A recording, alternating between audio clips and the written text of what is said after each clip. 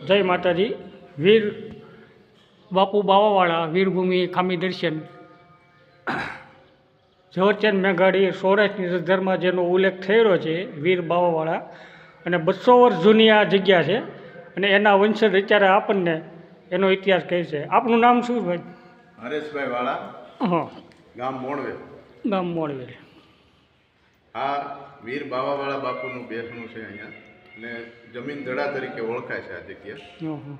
જેતલવડ ગામની હદમાં આવે છે, તાલુકો વિસાવદર, જિલ્લો જુનાગઢ. બરાબર. હવે આપણે બાપુની વાત કરીએ તો અમે કાંધાણી વાળા છીએ બધા. બરાબર. કાંધાવાળાના પરિવાર દીકરા. બરાબર. એમાં વાઘાવાળા બાપુ, ત્યાર પછી રાણીંગવાળા બાપુ, અને એમના દીકરા બાવાવાળા બાપુ. રાણીંગવાળા બાપુને કોઈ સંતાન ન હતું અને તેઓ ધમસાણનાથ બાપુની સેવા કરતા. બરાબર. બાપુએ કીધું કે તમારે શું દુઃખ છે એમ. રાણીવાળા બાપુએ કીધું કે મારે સંતાન નથી.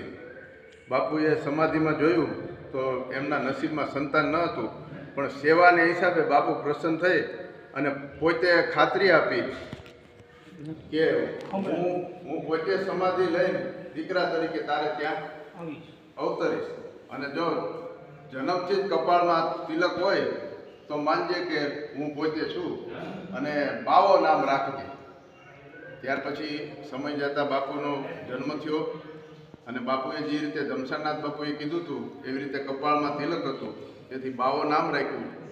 અને બાવાવાળા બાપુ 12 વર્ષની ઉંમરે બારવટે ચડ્યા. એનો ઇતિહાસ તો ઘણો લાંબો છે. પછી બારવટું માંડાવડ સામે, માંડાવડા નજીક છે, આમ અમારા ભાઈઓ જ થાય, પણ એ રીતે ગરાસનો વાંધો હતો એટલે માંડાવડની સામે બારવટે ચડ્યા.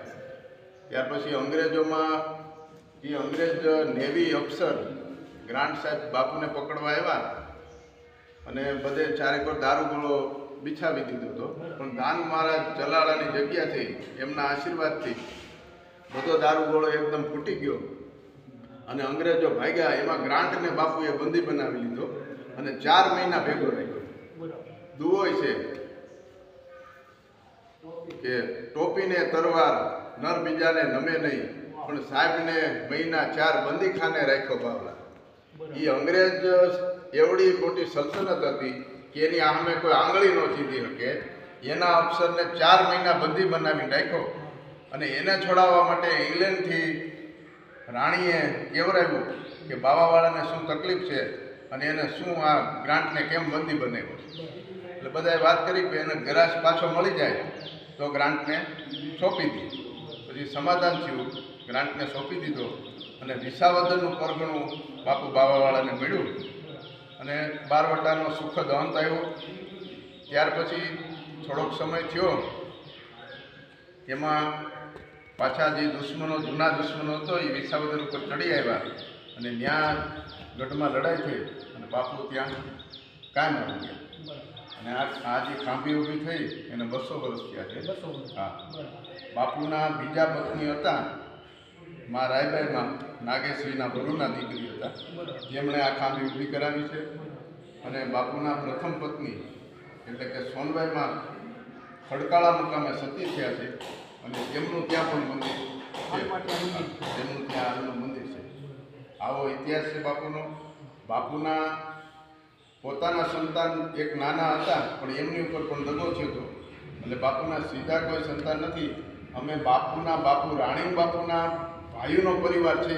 અત્યારે 8 ગામમાં અમે રહીએ છીએ બધા.